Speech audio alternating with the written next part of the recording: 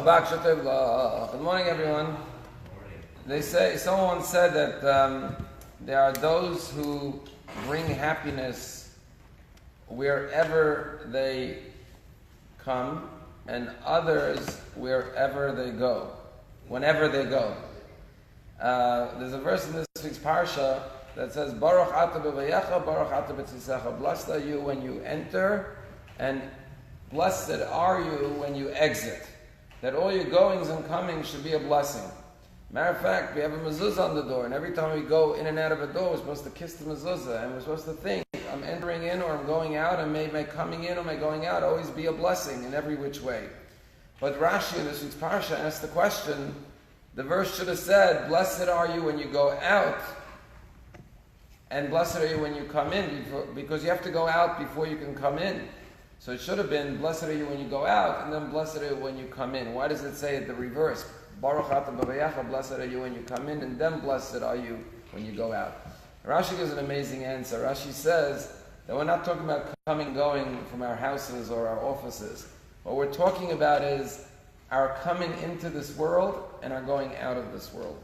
It says Rashi, Baruch ata b'vayecha, or Baruch ata b'tzisecha, that just like when you came into this world, when you entered in this world, you were blessed, you were pure and innocent and righteous, so too when you leave this world after a journey of hopefully 120 years, you shall leave as blessed as when you came in, unaffected, untainted, untarnished by the challenges and the negative influences of life. The Gemara uses a very nice analogy to explain this. The Gemara says that in the olden days, when somebody would go out on a voyage on the sea, everyone came to the sea to see off the ship, and they would cry because they didn't know if the journey would be a success. There were a lot of perilous dangers on the high seas. But when the ship came back into the port, everyone was hugging and celebrating and joyous because they returned safely. So too, when a soul comes into this world, you don't know how the journey of life is going to go. Will it be a successful life? Will it be a significant life? Will it be a life of goodness and righteousness? When the soul returns and it succeeded in its mission in this world, then it's a time for joy.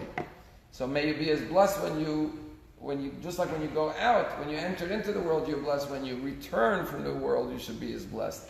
I heard a story recently about the seer of Lublin, Chose Lublin, that he had when he passed away, his kids inherited different things, and one of his children inherited his wall clock.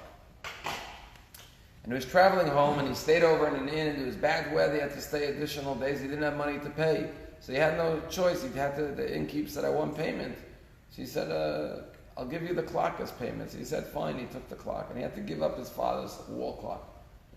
A while after that, two Hasidim of the Lublin, the Seir Lublin, were traveling through the inn, and they were staying in the inn, and they heard the clock, and they said to the owner of the inn, that's the Seir of Lublin's clock, how did you get it?